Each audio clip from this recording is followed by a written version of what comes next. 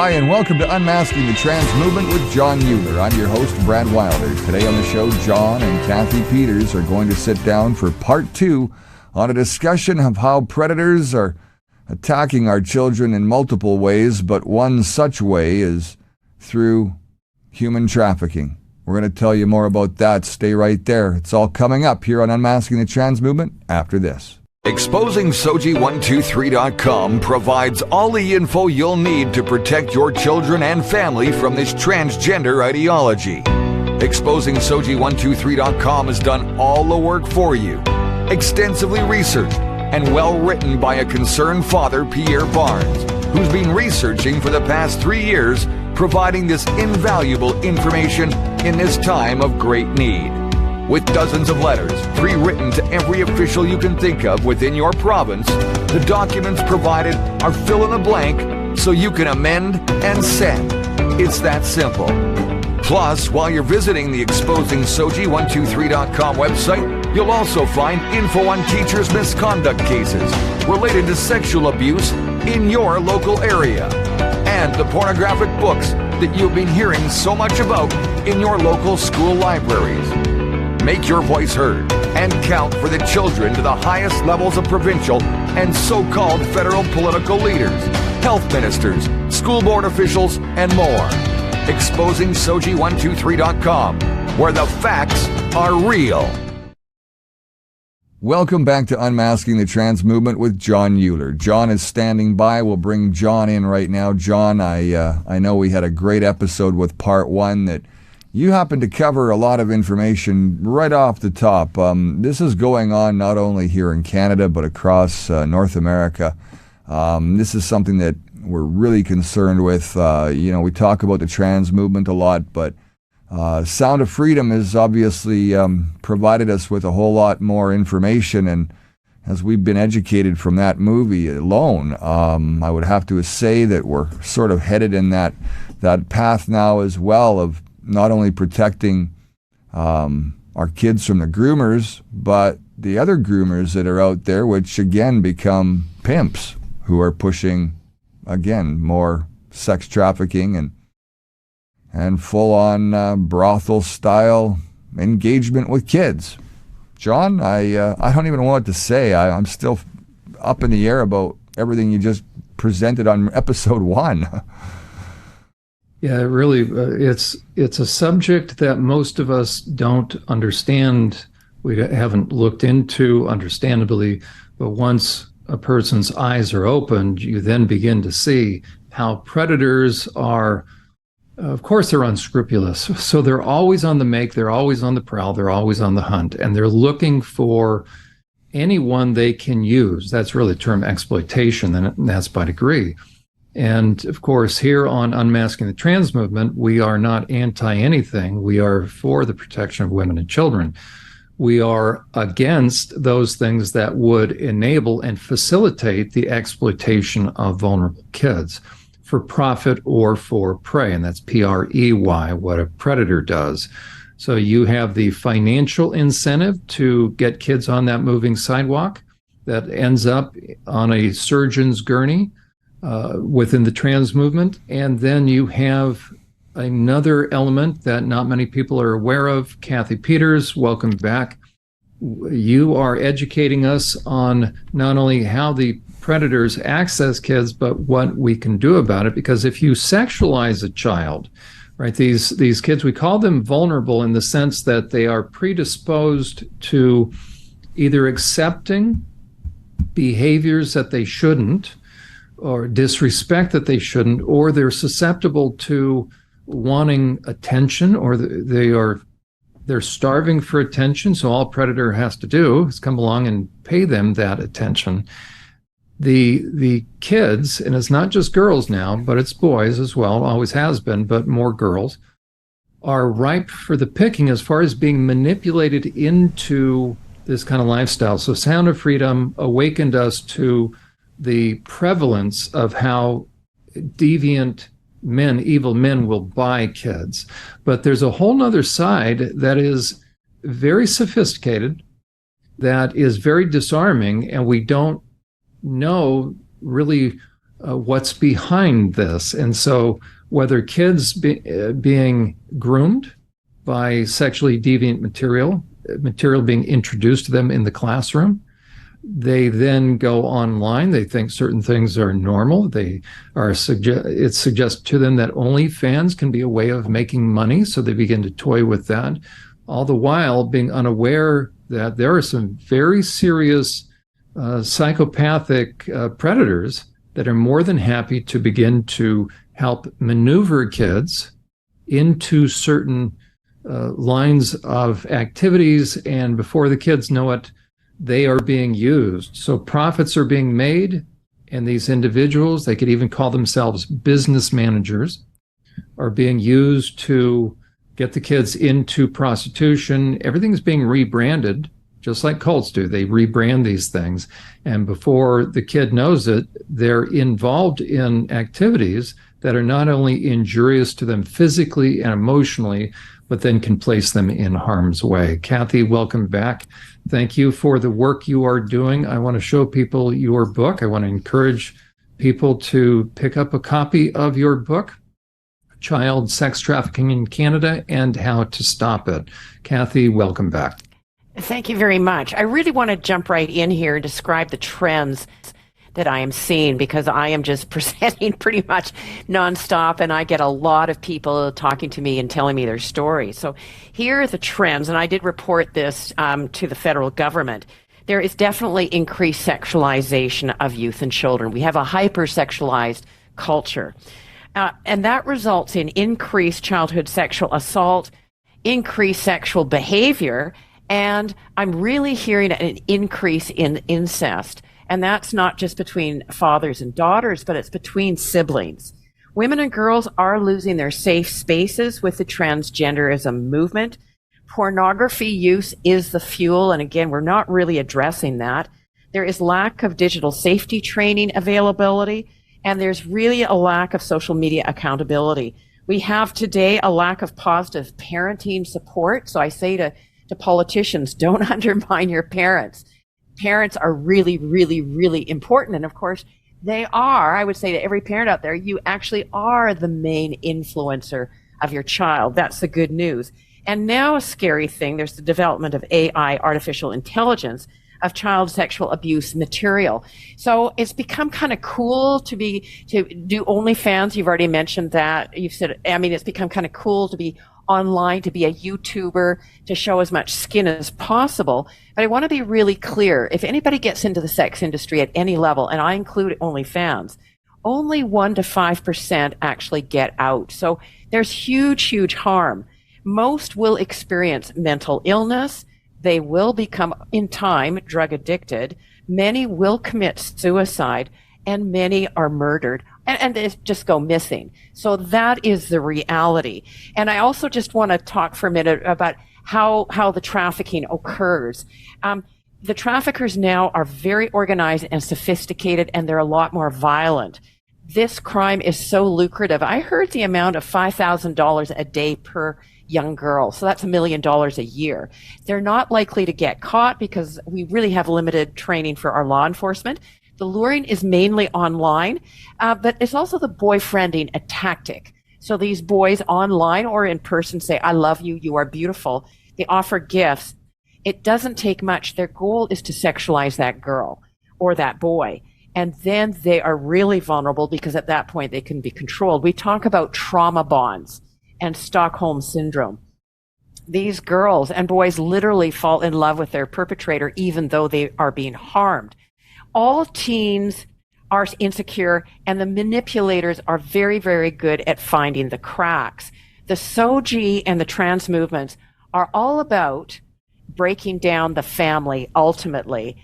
And I believe schools, and this is what parents can say, just stay focused on academics. Just don't get into the conversation about SOGI and trans. Just stay focused on academics, full stop. Because sexuality, in my opinion, is an area for the family to address. So indeed, we need to strengthen and educate our families. Youth are vulnerable and impressionable. We all know this. Schools have impact. Social media right now has huge impact. And in social media, we talk about influencers. influencers make a lot of money and they're not family positive. So families and parents, you've got to learn about this issue. I don't want you scared. I want you empowered. There are very simple steps to take. But the number one point I want to make is you need to understand you are the main influencer. You may not feel like it, but you are. And the number two thing that you can do with your child is stay connected. And I can go over more of that in detail if you'd like, John. Let's do that. I do want to, let me show a clip. Again, this comes from a two-part series that I put together. The only reason I bring that up is it's available online on my own YouTube channel to really set the stage for and help people understand what we're talking about. And the issue of the way these young girls are recruited, Cathy, I had no idea, right? Even though I've worked with predators. So we have the Sound of Freedom kind of snatch and grab type of predator. Then you have those that are going to find runaways. That's one vulnerable population. But then you have on the opposite end, you have those kids that are being groomed by being given the suggestions that this is a reasonable thing. This is harmless. This is, prostitution is no longer prostitution. It's sex work. So whether dabbling in it or trying it out, and this goes hand in hand with those that are attempting to, on the lawmaking level, either decriminalize or make it legal, prostitution, right? They're going to try to separate out, well, we're against human trafficking, but we are for sex work. We're empowering women. And little do girls know then what is in store for them, because it's the pimps that are going to be making the money. And the girls then end up in a whole lot of different ways, not reaping the benefits and being traumatized. This clip that I'm going to show is a meeting of a podcast from the Bunny Ranch podcast that's out in Nevada. You're going to see this young gal who is the highest paid prostitute in the U.S. Introducing somebody from New Zealand, because they have, just like Australia, they have legalized prostitution. So I'm sorry, have that one. Let me get the correct one here. And we shall play this clip. Hello, and welcome back to another episode of the Bunny Ranch podcast. My name is Alice Little, and I am your host, and also a legal sex worker at the Moonlight Bunny Ranch. Welcome to our very special guest. We have Imogen Steele here with us from the Sagebrush Ranch, all the way from New Zealand. Oh, kia ora, tēnā koe e hoa. Thank you very much. I'm so happy and proud to be here at Sagebrush. And so exciting. Yeah. And that's fully legalized over in New Zealand. The whole country's totally legal. Every single town and city and country is totally legal, but there's a huge volume of girls working, and there's so many clients as well. I mean, in my area where I'm from, where I practice, there's probably 8,000 to 10,000 girls working every day. Whoa, okay. We don't even have 8,000 to 10,000 girls working in all of Nevada. You figure here we have somewhere between 500 and 1,000 ladies working between the various Moonlight Bunny Ranch associated brothels. And I thought that was a lot of girls, but you're saying 8,000 to 10,000. Yes, because we have so many different ways of working, from really high-end private escorts, high-end agencies, brothels, and then you've got anybody can run their own business from pretty much anywhere. That's so using amazing. How many? You can have up to 5 girls working for you in rotation without needing to apply for a brothel license even. That is... Yeah, there we go. And you had mentioned in part one, just as we were ending, Cathy, that 1% to 3% are in the high-end escorts. So that gal that we were looking at, as a matter of fact, that one episode goes on to say that little girl, Alice Little, she's the highest paid prostitute in the U.S. And so she asked the guest there from New Zealand, have you ever worked in a brothel? And the woman says, no. So you have a podcast that's making this look wonderful. Can you imagine a teen girl looking at this and they think it's the movie Pretty Women? A big problem. We certainly have to counter that message completely. So I really want to go positive, and I want to talk about advice for parents for a minute, and then we can backtrack maybe and talk about how this is all done. But I want to emphasize, stay connected, learn everything that you can about the issue. The media has really drank the Kool-Aid, and it's very one-sided, but there is another side to this. And that's why I wrote my book. Learn everything you can about the issue. The good news is the number one question that youth ask me, and I present in high schools quite a bit, is what is a healthy relationship and what is a safe adult? And I'd like to go over that in a minute. So I'm thrilled that that's what they're asking. We need to role model healthy relationships. We need to teach boundaries. These have to be in place. And the thing is, with our youth, talk, listen, show empathy. It's difficult to be in this world today. It's so hypersexualized. We really do want youth who are resilient. Here's the most important key. Teach youth that sexuality is sacred. We must value ours and other sexuality. We used to say no sex until you got married. And everything was simple and clear cut and straightforward. But today's culture is saying, do whatever you want to do. So this is uncharted territory, and it doesn't look like it's working out too well, because we've got certainly increased anxiety, depression, we've got cutting, we've got suicidal ideation. So I would say to parents, stay positive, get empowered, get involved with a healthy support network. And I really love these organizations. Defend Young Minds, Protect Young Eyes, Parents Against Child Sexual Abuse. It's called PAXA. And they have Pt.2 movement. I just love them. They put out regular blogs, very supportive for parents. But I do want to go over what are the signs of a healthy relationship. When I talk to high school students, I make it simple. I say, a healthy relationship, you have more good times than bad. You have a life outside the relationship with your own friends and activities. You deal with conflict by talking honestly. You feel comfortable and you are able to be yourself, and you feel that you are supported by the other person. In contrast, an unhealthy relationship, you focus all the energy on the other person. All your friends and family get dropped. All your activities that you used to enjoy get dropped. You're feeling pressured or controlled. And then you start having more bad times rather than good, and you're feeling sad and scared when you're with the other person. So I say to young people, watch for controlling behavior. The other person sends messages, so they always want to know where you are. They pressure you to get serious and sexual really fast. They act very jealous or bossy.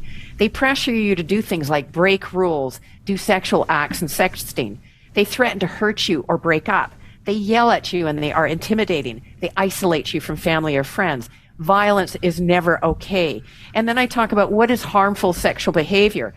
And this ranges from inappropriate sexual attention and comments to inappropriate or unwanted sexual touching and sexual touching that causes injury.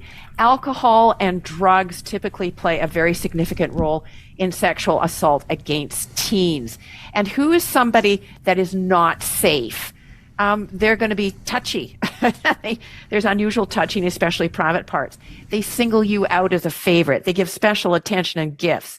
They always want to be alone with you and isolate you. They lack modesty and they dress inappropriately. They privately contact you on social media. They discuss sex and private parts. And they question your parents' rules. So I give these basic guidelines. And what I love about youth, and this is why I'm a teacher, is youth are smart. They do want to have a good life. They want to have a good life. So that's where I say education is real key to this. We can reach our young people. We must. And I don't want a new generation of Johns, a new generation of sex buyers. We need to cut this thing at the pass, get the information out there, and really talk about it. Yeah, I think that's so powerful because it's not just raising the alarm, but it's providing good, positive solutions, quite frankly. As you were reading those, I was thinking about the girls, the teens out there, and to be able to help them understand that we don't want anyone to become suspicious and jaded, but we want people, even young people, to become discerning, right? That it's not that you need to view every single person as someone who is out for themselves, but be mindful that there are a lot of individuals, especially males, that are more than happy to convince you that they care about you, they have your best interest in mind, but little by little, they're going to be crossing boundaries and getting you to cross your own boundaries. So if you're in a relationship with someone or interacting with someone, especially a male, it doesn't just have to be a male, but anybody who is beginning to introduce sexualized concepts, beginning to suggest you do certain things, listen to that inner voice of yours. Right? Because if somebody cares about you, they're not going to want to have you cross lines. They're going to want the best for you, and they're going to introduce concepts such as self-control, as far as personal dignity. They're not going to begin to help you push sexual boundaries to where before you know it, you're doing things that you thought you would never do.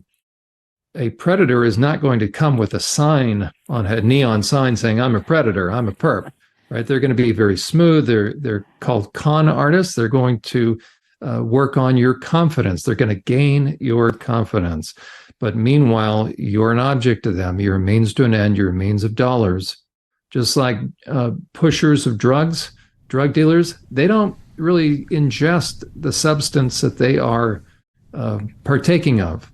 And these sex traffickers, they're using women on the side, but they are using these women as a means of getting them rich. And so girls need to understand, also young boys, but they need to understand if a guy if you're being asked to do things that you're not comfortable doing, then take heed to that inner voice. Yeah, I wonder if I could just jump in there. I mean, I talk about safe adults. What's a safe adult look like? They will be someone who is genuine and kind without expecting anything back from you as a reward. They will encourage you to maintain and grow healthy relationships with friends, family, and peers. They certainly will not isolate you. They will encourage you to achieve your goals and your dreams without being forceful or demanding. They will encourage you to be well and to be your best. They will help you to get help from the proper authorities if you need help. I do want to go over the good news is we have really good resources in Canada. Public Safety Canada has an excellent website on this issue. A lot of information there. Here's our National Human Trafficking Hotline number. Phone it 24/7, 200 different languages. They've got professional. Cathy, for those that are just listening, let's give that out. It's 1-833-900-1010. Yeah, that's it. Yeah, 1-833-900-1010. That's right. And then cybertips.ca. They are like globally recognized, and they help with sextortion, cyberbullying, anything like that. They're out of Manitoba, and they do absolutely fantastic work. So we've got really good help out there. Again, the factors that are causing this really is globalization. Unregulated technology is a big problem. And limited law enforcement, that's why I say you got to support your police officers. And there's just no prevention education. Again, that's why I wrote my book, Child Sex Trafficking in Canada and How to Stop It. So my strategy when I present to MPs, I say, okay, here's 5 points, what you can do. Let's raise awareness about the issue. We need prevention education, interventions as necessary. We need to have active collaboration. Let's all collaborate and cooperate together. And then we do have to reduce that demand. We've really got to address the sex buyers. And it's boys and men that are buying sex. They are the ones that are going to end exploitation and trafficking. We have to reach them and teach them to treat others the way they would want to be treated. I mean, that is the golden rule. So they start to think about their behavior and the consequences of their behaviors. They need to be taught that girls have value and worth, and that every woman and girl has the right to be free of violence. I love men's groups. I think men's groups are really important, and men mentoring men and boys would really, really help. I would love churches to really pick up on this. We have something in Canada called the Moose Hide Campaign. And that was their idea. I haven't heard much from them, but I think they've got the idea. So we really need to teach men and get men to mentor boys how to protect the most vulnerable in our communities. Cathy, one thing I would recommend if there's a young person listening to us, let's say a high school student, and if some of this has started to raise concerns in her mind about the boy that she's with or the neighbor that has been talking to her, and before she knows it, she's in too deep, so she thinks. She either did some sexting or he got her involved in taking some videos online, doing some things, and now all of a sudden he said, well, you have to keep going because I would hate it if your parents saw these, right? That's what they do. They flip the script on these girls. Yep. What I really want to say to these girls is, though, yeah, you may end up having to have a conversation with your parents, it's nothing compared to continuing, because these guys are going to take you deeper. They're just going to use you for all you're worth, and it really is going to wreck your life and potentially get very dangerous. Be willing to reach out to, so my recommendation is find a teacher. So if we're talking to that teenager, find a teacher in school, one that tends not to talk a lot about sex and sexuality. So maybe an English teacher that just focuses on her subject, or a male teacher if you're a guy. But go to a teacher that you think is reasonable and safe, and share what's going on. You need somebody that you can disclose to. They are a mandated reporter, so they know how to help get you the help you need. And quite frankly, the person that's doing this to you, the adult male that's doing this, is more than likely committing a crime. And they're doing it to other young people. So find a safe teacher. I recommend one that is not pushing the trans stuff, because sometimes those can be traffickers that are embedded. So go to a teacher that you know that is just teaching their subject matter, that cares about kids, and wait till after school, wait till after class, and ask them if you can talk. They'll know it in your eyes. Say that you have concerns and you may need to have somebody help you be safe. And that's how you begin to break this grip that they used to be called pimps, but these guys that are controlling you, if you've gotten in too deep, just stop now. It's not worth continuing. Absolutely. I also say school counselors can be excellent. I know at the schools that our children were at, the school counselors were fabulous.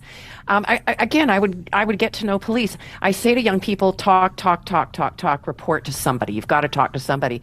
You'd be very surprised. Your parents really want the best for you. And I say to parents, don't be freaked out. Parents, I mean, we all get freaked out. I know that, but you've got to say to your young person, you can tell me anything. And you've got to keep those kind of conversations going. One thing we did with our children was we drove them everywhere, and that's where we had the conversations. And so we had a pretty good idea what was going on. You've got to enter their world. You have to step into their shoes and feel what they're feeling and listen and try to get them to explain to you what they're dealing with, what is going on in their lives, who do they look up to, who do they admire, who influences their lives, what are their goals and dreams. As parents, you can take the time to do that. I know we're all stressed out. I know there's a lot going on. But do not underestimate the importance you have in reaching and connecting with your young person. I would also say, even if young people, if you have crummy parents and a really bad home life, there is going to be one adult in your life. There's going to be somebody that you can go to. I think John's alluded to that. And one caring, consistent adult can make the difference for a child. I always say this, just one, and the research is on it. The one caring, consistent adult can make a difference in a child's life. I'm sure we all have stories of of teachers that made a difference in our lives. Certainly teachers, social workers, police officers, social workers. There will be somebody out there that you can get help. And I would say, get help. The option is to be dead. I mean, I'm just going to be frank. If you're going to end up, they're going to toss you, they're going to be done with you, you're going to end up dead. You're either going to kill yourself or they're going to kill you. So yes, get out. There's so much more to life. Life is good. Life is wonderful. And find those kind of people that believe that. Align yourself with them Align yourself with people that are good influences, that offer that hope. And that's why I love teaching inner city high schools, because my job was to give hope to my students. Right. And Cathy, the recommendation, again, find a supportive adult. Brad, I'm thinking of you as a coach. As a matter of fact, let me ask a question. One of my clients recently, now he's in his 30s, but he was molested by another guy, taking advantage of him pretty much through the latter 2 years of high school. Well, he was so ashamed because we guys are supposed to be macho. We're not supposed to fall into this. But here you had a male predator targeting a younger male, and he kept it a secret, and therefore he kept the abuse going. Brad, you're a coach, so you're both a mandated reporter, but help maybe we're talking to a young man right now that is embarrassed. So as embarrassing it is as it may be for a girl to have to admit she's being exploited, speak to that young man. Maybe he's in grade 10 or grade 11. Some male is perping on him, and let's say he's on your team. You're a hockey coach. Talk to the young man about coming forward and just offloading what he's carrying. Well, there's a lot of people, as you've mentioned and gone through, that can help this individual, but this individual has to still go to his parents. Doesn't matter, 100%, it's go to your parents first and foremost. If you're not getting anything out of your parents and you've come to me, it's my responsibility as a coach to do my due diligence to then communicate with your parents as well if that needs to happen. But ultimately, if you're coming to me, it's hopefully after you've already gone to your parents and didn't get any help there, or maybe even somebody at school. Here in Canada, coaches have been subjected to a lot over the past many years, since a couple of issues with a coach, particularly here in Manitoba, who caused a lot of pain and a lot of eyes to open about what can go on from deviant coaches, and I'm not going to deny that there are those individuals out there. If a player comes to me, I'm going to direct them again specifically to their parents, but I'll also make sure that I do my due diligence to have that conversation with their parents, that their child came to me, had that discussion, and that is where I think the communication leads to go from there. We coaches were directed that if we see any of that abuse or any of that kind of trauma happening, we're to report it as well. So we have our line of powers that be that get involved, and they kind of take it from there. I'm not a clinical therapist. I don't want any coach out there to try to be a clinical therapist. Your job is to pass that individual on to somebody else who can get the job done right. And we coaches, we need to stay focused on the whole of the team. And when one person from your team is down, that individual has a role to fill within the team itself. So it definitely affects the team. So it's in a coach's best interest to try to find the right resources to help that individual get what they need, to help put them on the right track, to help them break the cycle that they're stuck in first and foremost, because that cycle regurgitates itself every day, keeps going around and around and around every single day for that player, and any child for that matter. I could be a boy, could be a girl, could not even be athletic, and they're going through this sort of stuff with someone in their life. So as a coach, try to keep them focused on them being athletic, keep them as focused on extracurricular activities that take up their time, and they're off the phone and away from the porn and not being influenced in a variety of ways that seem to be happening through social media, entertainment, their friends, their family, the culture out there, and just the world we live in today. So, that's about the best advice I could possibly give, is that as a coach, do your due diligence to help that individual, but do it properly. Don't make that mistake and go down the wrong path and have yourself caught in a catch-22. The other thing that I'll mention is, as coaches, we always do things now in pairs. And we can go ahead and thank Theron Fleury and Sheldon Kennedy for that. Two hockey players who have been through hell and back. There's books, there's interviews. These two individuals have, really been down the road of what predators can do. And them speaking out here in Canada caused a lot of new laws, a lot of new open eyes that just now we're looking for it, now we're searching for it. Criminal record checks on coaches. Again, more documentation from either Hockey Canada or Hockey Winnipeg or Hockey Manitoba on the province side of things. So again, it's about reaching out to those other organizations that are involved in the sport that you're in, and it could be soccer, baseball, football, hockey. It doesn't matter. There's always a regulating body that has policies and procedures in place to help the athlete and the coach. You're not alone, coach. And isn't that exactly, Cathy, your message that, regardless of whatever venue a protective individual is in, whatever career, whatever line of work, wherever they find themselves, that we need to be proactive and then know that there are people that are here to support, to educate. Cathy, you're educating people and lawmakers, and so you're doing a tremendous job. And again, you have a speaking engagement coming up here locally, but if somebody wants to reach out to you, so here is the flyer for Abbotsford on October 18th from 7 to 8:30, doors open at 6:30. So again, where can they reach you? They can remind us where they can reach you, Cathy. Well, you can see on the poster there, the website is beamazingcampaign. Oh, the one right in front of me. There you go. That's right. Beamazingcampaign.org. I need some glasses. So there we go. So if somebody wants to contact you to do a speaking engagement or training, they can contact you at beamazingcampaign.org. That's it. Very simple to reach me. And, it's a good thing with Zoom. We can do these kind of presentations everywhere. And I do want to end with one really positive note. Again, I'm only positive here. Meaningful human connection is not measurable and cannot be seen, but it is what humanizes us. Love is the most important thing in the world. So what I say to young people is you really want to know what love is. That's what they ultimately want.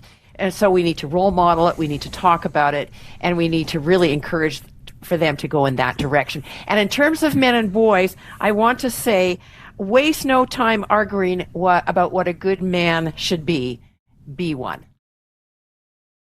That's a perfect note to end on. Cathy, thank you so much for being a tremendous guest. You are a wealth of knowledge. You're a subject matter expert. You come by that honestly as far as having taught, and now you are awakening people to the issue of sex trafficking in all its different forms. Brad, thank you. As always, just these subjects that we cover are not easy ones, but they're important. Very, very, very important, John. Thank you, Cathy, for being here. This is Unmasking the Trans Moon. If you missed part 1, please go back and take a look. You'll get caught up on everything that was discussed here on this episode with Cathy Peters. Until next time, I'm Brad Wilder on behalf of John Euler and Cathy Peters. Remember, it's not our kids' fight, it's our fight. We'll see you next time.